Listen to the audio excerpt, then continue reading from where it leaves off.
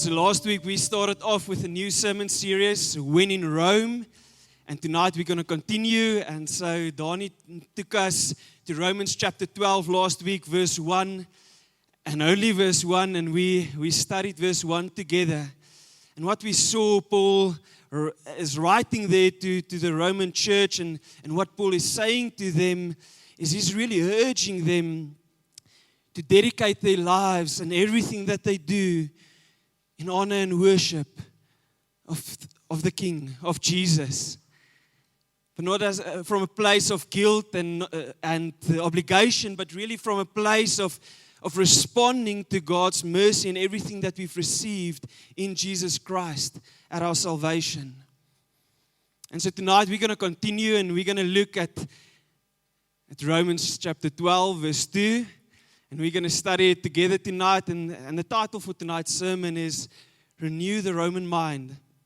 And so just for the sake of context and to get all of us on the same page, we'll read verse 1 and 2 together. And so you're welcome to open up your Bibles at Romans chapter 12, verse 1 and 2. It will also be up on the screen. You're welcome if you read on one of your devices. You're also welcome to open up the app there. I'm going to read from the ESV translation. But I'll quickly give you a moment just to get there and then we'll read together. Good. Let's read. I appeal to you therefore, brothers, by the mercies of God, to present your bodies as a living sacrifice, holy and acceptable to God, which is your spiritual worship. Do not be conformed to this world, but be transformed by the renewal of your mind, that by testing you may discern what is the will of God, what is good and acceptable and perfect. Do not be conformed to this world, but be transformed by the renewal of your mind, that by testing you may discern what is the will of God, what is good, acceptable, and perfect.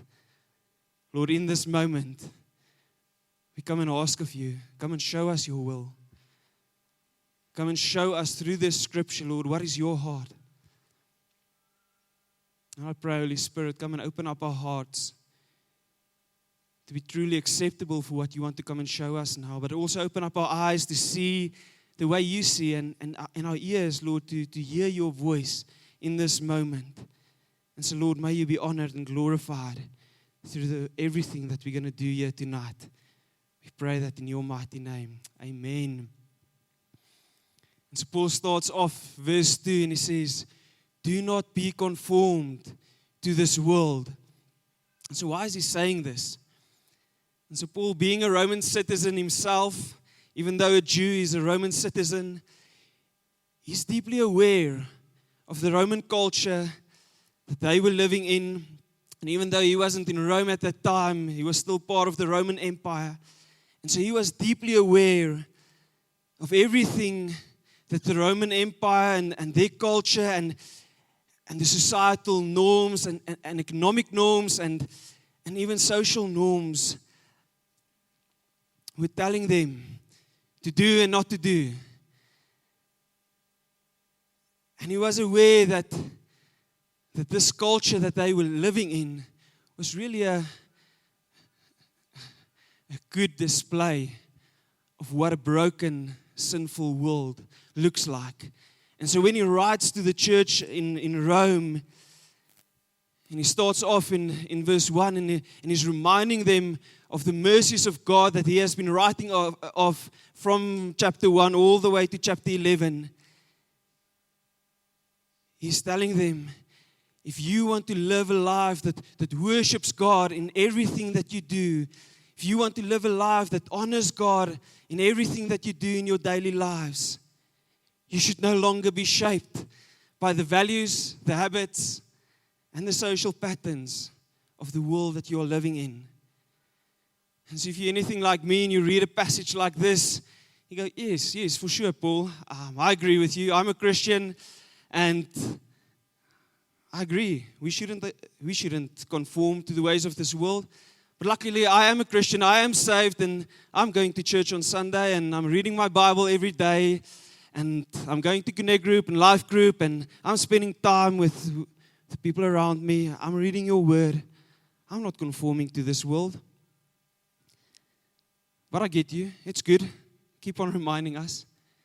Friends, if we really slow down just for a moment, we just pay close attention to the way we think about things. Just pay close attention to the way we speak about things. Just pay close attention to the way that we do things in our daily lives.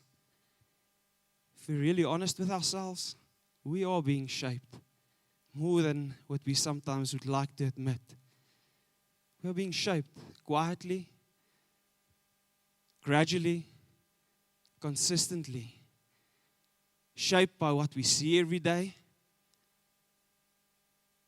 shaped by what culture celebrates, shaped by what the people around us normalize, shaped by the way social media is telling us a lot of things, shaped by the voices we hear in the classroom, in the boardroom,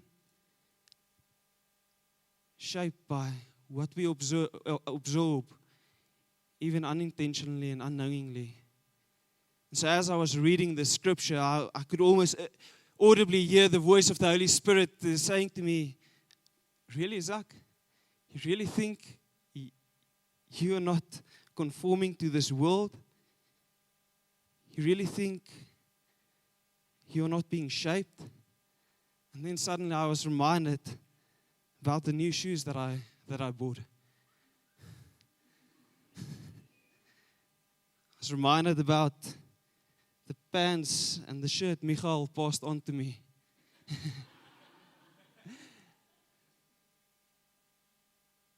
And if I'm honest with myself, I didn't buy it because my previous pair of sneakers were worn through. I didn't buy it because I really needed it in the true sense of the word need. I probably bought it because I felt the need to fit in. Probably said yes to, what I consider wide leg pants. Definitely not what Michael considers wide leg pants, otherwise he wouldn't have passed it on. But why did I say yes to this?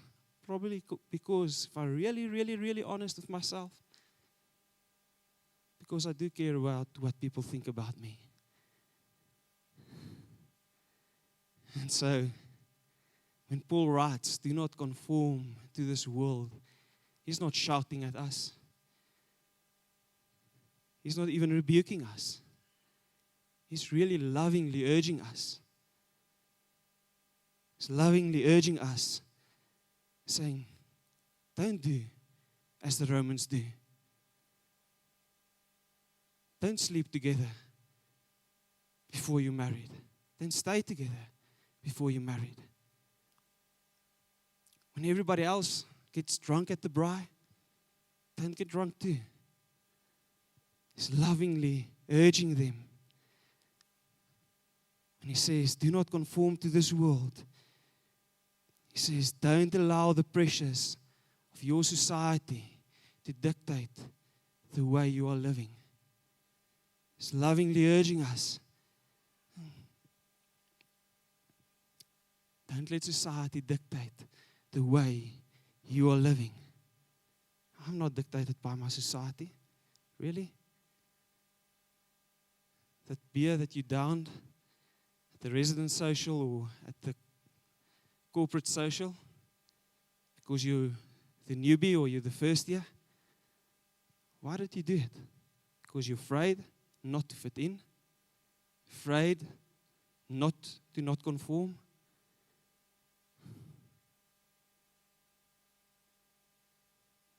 I don't allow the pressures of society to dictate the way I'm living. How's it going with you? Oh, I'm so busy. You should see my calendar. I don't even have time to read my Bible. Maybe we are allowing society and the pressures to dictate the way we are living. And Paul's lovingly urging us. He's even going further.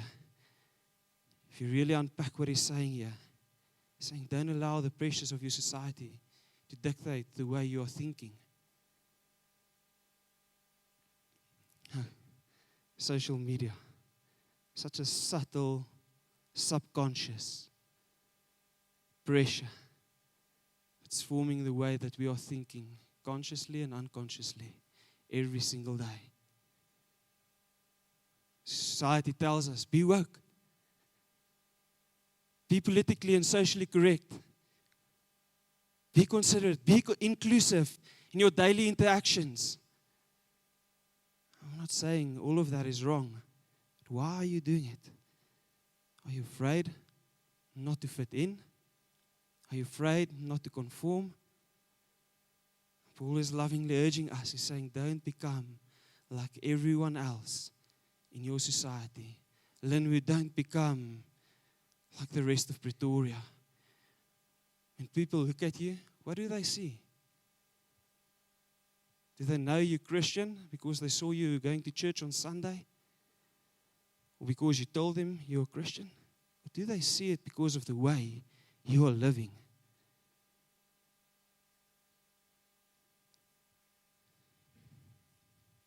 What do you do when there's screw jokes going around the braai? A colleague comes to you and gossip about somebody else in the office. Do you just listen along? Afraid not to fit in, afraid to stand up. Paul is lovingly urging us. He's saying, do not conform to this world. I think if we're honest with ourselves, friends, here tonight, we conform in more ways than we are willing to admit. And so what should we do? What should we do? Well, let's look at the second half of the scripture. It is clear. Don't have the mindset of your society. Don't have a Roman mind. Instead, renew your mind and do as Christians do. Change your bad habits. Become a better you. Spend less time on your phone. Spend more time in the Word of God. Pray more. Go to church more often. Serve at church. Become part of a connect group. Do what Christians do. Don't swear. Don't get drunk. Serve at the baby haven. Give your tithes. Go on mission. Do what Christians do. This is what Paul is saying, right? He says, do not conform to this world. Not this. But, okay, there's contrast in this. Be transformed by the renewal of your mind, that by testing you may discern what is the will of God, what is good and acceptable and perfect. Be a living sacrifice. Renew your mind. Change your ways. Do what Christians do. Is that what he's saying? No, friends, that's not what he's saying.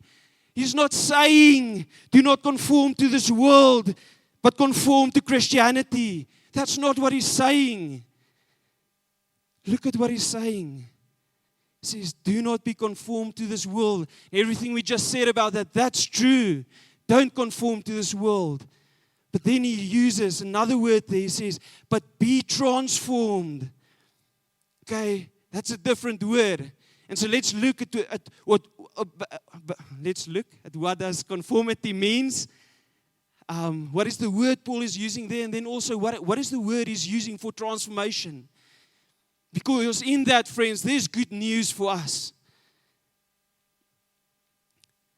He uses the Greek word for conformity, syschematizo. Okay, say that with me. Syschematizo. Okay? He's taking on which means taking on the appearance of something else without inherently changing.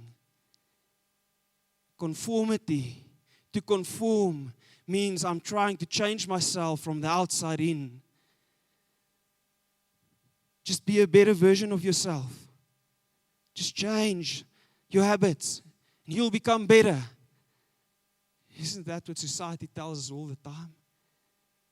Friends, conformity never works. Never.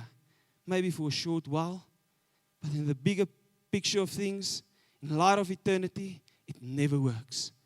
And Paul is saying, don't conform to the ways of this world. Don't allow the world to shape who you are, but he's saying, be transformed. And the word he's using for transformation there in the Greek is metamorpho. Okay? Sounds funny? Metamorpho. Okay? If you've not gathered it, that's the same root word where the word metamorphosis in English comes from. And so, this word means, and it describes this profound change, this visible change that happens from the inside out, not from the outside in. And so maybe just to help us unpack this word a little bit, I'm going to tell you a quick story of something that happened to me or what I did in primary school. And so in primary school, we used to have the market days, or these market days where the grade 7s would sell things every year on a Friday. And the week prior to that, they would have up all on the walls all these advertisements, these homemade advertisements, these posters that will tell you what will be sold on the Friday. And so you can go there, break time, you can go and see like what's all the things that's going to be sold at the market day. And so in our house, we kind of had this rule that you had to go and look at what you're going to buy. And then I had to go and tell my parents, okay, this is what I want to buy. This is how much it's going to cost. And then they would give me a budget and say, that doesn't completely fit your budget, so you'll have to cut somewhere. And so I remembered this one year, I can't remember exactly how old I was, but I was looking at all these posters, and then I saw this poster that's saying, there's going to be silkworms that's going to be sold that Friday. Okay? And my heart started leaping with joy. I'm like, yes, that's what I want. I want to go and buy some silkworms. And so my father gave me 10 rand, and I could buy 100 silkworms with that 10 rand. And so went to Friday, bought my silkworms, took them home, put them in the cardboard box. And then obviously is where the hard work started, is because then every day I had to go and pick some mulberry leaves and place them in the cardboard box for these worms to eat them and grow. And so I guess, just thinking about it, why would kids be so fascinated about silkworms? And then it got on to me. It's because of the metamorphosis that those worms are going through. There's something joyful for a little kid to look at these worms day after day and see the progression in their growth, seeing how they become bigger and bigger as you feed them. And so I want to use this a little bit as an analogy for us and help us to understand the word metamorpho, the word transformation, and how that links to our Christian growth and what Paul is calling us towards here. And so the first thing we need to understand, if you look at silkworms and the metamorphosis, is a silkworm doesn't wake up one morning and say, oh, I want to go through metamorphosis. I'm going to metamorpho. Yeah, right? It doesn't do that. It's just crazy. A worm does, they just keep on eating their leaves. And they go through this process. Why? Because of their identity as a silkworm, because of their genetics, because of the inherent identity of that worm. They go through this process. And friends, the same is true for us. The reason we are called to transform is because we have received a new identity in Jesus Christ the day we got saved. And with that new identity, we also received the Holy Spirit that came and dwelt inside of us.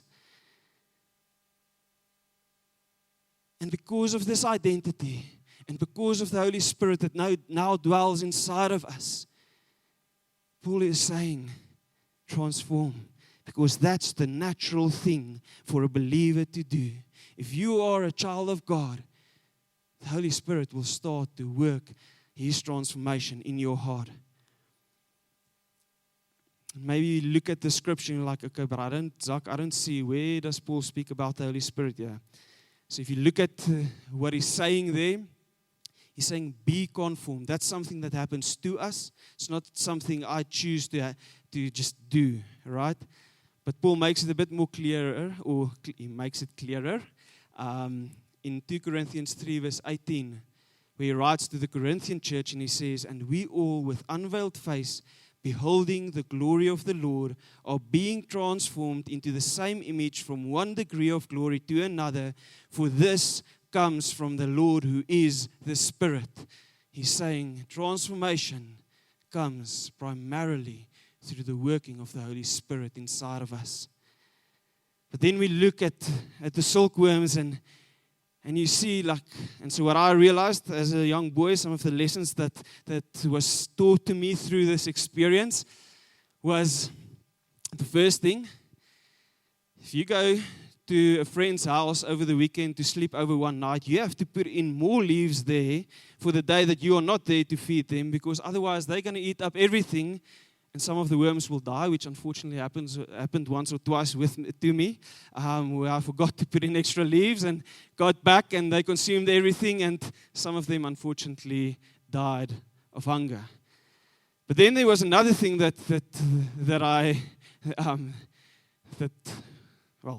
this was maybe a little bit more of an experiment, where I was looking at the silkworms. I was like, it's hard work to walk the 200 meters every day to the mulberry tree and back to pick these leaves. All the other caterpillars in our garden eat just the normal leaves that's there. So maybe if the silkworms eat, if I give them just normal leaves, maybe they can eat it and they can grow, and that makes my work a little easier because I only have to walk out the house and pick a few leaves and put it in the box. And so, but I was clever enough to understand that somebody did tell me, if you give them other leaves, they will die. So let's not put all our eggs in one basket. We're only going to sacrifice a few little worms in the process. And so I took another cardboard box, put in other leaves, took a few worms, put them in there, and next morning, unfortunately, they didn't make it. Okay? And friends, what we see from this is those silkworms need to consume leaves in order for them to go through the process of transformation or through the process of metamorphosis. For them to continue to grow, they need to eat. If they eat the wrong food, they will die. If they eat no food, they will die. Friends, the same is true for us when it comes to transformation. If we don't eat daily, if we don't cooperate with the Holy Spirit, we will not transform. And so how do we eat? Well, firstly, through God's Word. Just reading God's Word. Opening up His Word. So the Holy Spirit can make me aware of the truth of God's Word and help me to see where my life does not align with this. But then the Holy Spirit doesn't tell me. It's like, just try harder. No, He gives me an opportunity to surrender. Say, Lord, I'm sorry. The way that I've treated my wife this morning, that wasn't loving at all. I'm sorry. Will you forgive me? Will you give me the strength and the ability and the grace to love her better, to love her the way that you love her? Friends, God will never force us to be transformed. Our role to play is to cooperate with the Holy Spirit. Yes, we cannot do this ourselves. We cannot conform or transform ourselves. We need the Holy Spirit. We need God's grace in all of that. But God's also not going to force us into transformation. He's calling us to cooperate with Him. And then there's another interesting thing that happens when you look at these silkworms as they grow. So they start off as this little small black worms. And as they eat, they grow. And as they grow, new skin forms underneath the old skin. And the old skin eventually just peels off. And they have a new skin. And over time, the color changes from, I think it's black to white to yellow to some kind of translucent color. But friends, the same is true with us. When we cooperate with the Holy Spirit's transformational work in our lives, slowly but surely, there's new skin. There's new ways There's new ways of thinking, new ways of looking at things, new ways to perceive things, new ways of doing things, even new ways and other ways to dress that forms inside of us. And slowly but surely, the old ways just fall off, just peel off. And so when Paul is reminding us, do not be conformed, he's very clear about it. Don't be shaped by the world.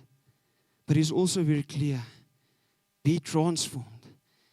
And as we'll see tonight, the more we engage and cooperate with the Holy Spirit in this process and in transforming us from the inside out, the easier it becomes to not conform. Because the focus here is not to not conform. The focus is to be transformed, to become more Christ-like in our ways so that the lost and broken world can see the saving power of Jesus displayed in and through our lives, friends. And the last thing that we see from the silkworms, friends, is for them, it's a lifelong process. They continue to grow and consume leaves until the day that they spun their own cocoon with the silk and form a larvae or a pupae and then eventually transforms into a moth. And the same is true for us. Transformation is a lifelong process. As we continue to walk with Jesus, as we continue to cooperate with the Holy Spirit, it's a lifelong process of changing from the inside out until the day Jesus comes back and we receive our glorified bodies. And so, friends, when Paul is saying, do not conform to this world, but be transformed by the renewal of your mind, he's reminding us, don't be conformed to this world. Because if you conform to this world, you are resisting the Holy Spirit's transformational work inside of you. Do not conform to Christianity, trying to do all of the change yourself. Because in that, you're also resisting the Holy Spirit's true transformational work inside of you. Because what you're essentially saying in that moment is, God, I don't need you. Lord, I don't need you. I can do this myself. I have the ability to change everything in my life myself. I can become the better version of myself. I don't need you.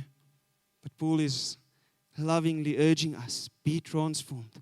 Cooperate with the Holy Spirit in the transformational work that He wants to bring about in your life. Take in the word daily. Allow friends to speak truth into your life. Even maybe a prophetic word that's given to you. And He will continue to use that truth to renew us from the inside out, starting by renewing the way that we think and perceive things in this world. And so what is the result of all of this? Paul is making it very clear in the last parts of this passage, where he's saying, be renewed, or be transformed by the renewal of your mind, that by testing you may discern what is the will of God, what is good and acceptable and perfect. And so as God transforms us from the inside out, as He renews our mind, naturally, the natural result of that, the natural fruit of that, is that we gain the ability to test and discern everything that comes our way and test it according to God's standard. The word Paul used here for testing and discerning is a Greek word that was used for the process through which precious metals like gold and silver was tested for their quality, was tested for their purity.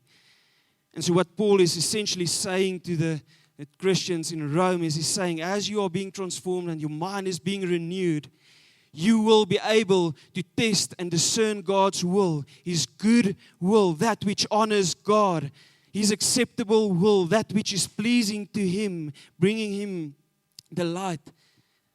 You'll be able to test and see if this thing is perfect, if it's whole, if it's complete, if it's going to honor God as you consume it. And so testing and approving becomes the natural result, the natural state of our being as we are transformed. I think what's important here, friends, is this testing and discerning is not Do I measure up to God's standard? Do I measure up to the world's standard? What is my worth? No, we've been given our worth in Jesus Christ as we were saved, friends. That's already fixed. What Paul is speaking about here is the things that we consume daily, the things that society presses on us. He's saying that is what you should test and discern and make sure that whatever you consume, whatever you hold on to, whatever you allow to take root in your heart, that should be good, acceptable, and perfect. Not according to our standard, not according to the world's standard, but according to God's standard. And so what are you feeding your mind with daily, friends? Does it uphold God's good, acceptable, and perfect standard? Are you actually testing and discerning? Or are you just consuming and conforming? What are you allowing to shape you? What are you feeding yourself with? Is it Jordan Peterson or is it the Word of God? Is it Instagram, TikTok, and AI, or is it the Holy Spirit? Is it residence, traditions, social and corporate culture, or is it the way of Jesus? Is it being woke, or is it being loving God and loving people with the truth of God? Is it your truth, my truth? Or is it Jesus is the way, the truth, and the life? Friends, Paul is urging us, lovingly urging us, do not conform. He is calling us to transformation because we are saved as a response to everything that we have received in Jesus Christ. He is calling us to transform, to cooperate with His Holy Spirit in our daily living. And whenever there's truth that's coming our way, let's consume it. But may we be people that test and approve before we just consume. Because of the transformation work that the Holy Spirit has worked inside of us. And so friends, are you willing tonight to just surrender to the will of God and cooperate with His Holy Spirit? Because that's what Paul is calling us to. He's saying, are you willing to surrender and cooperate with the Holy Spirit's transformational work inside of you? It's not confirmation, but it's transformation. I'm going to give you time to just for a moment reflect, but prayerfully reflect. I want to encourage you to pray to the Holy Spirit and ask Him, Lord, where am I? Where's the places where I've started to conform and allow the world to shape who I am instead of cooperating with you, Holy Spirit? So I'm going to give you a minute or two just to prayerfully reflect. And as the Holy Spirit reveals that to you, the only response you have to have is to surrender and say, Lord, I'm sorry. I'm turning back to you. Please come and help me.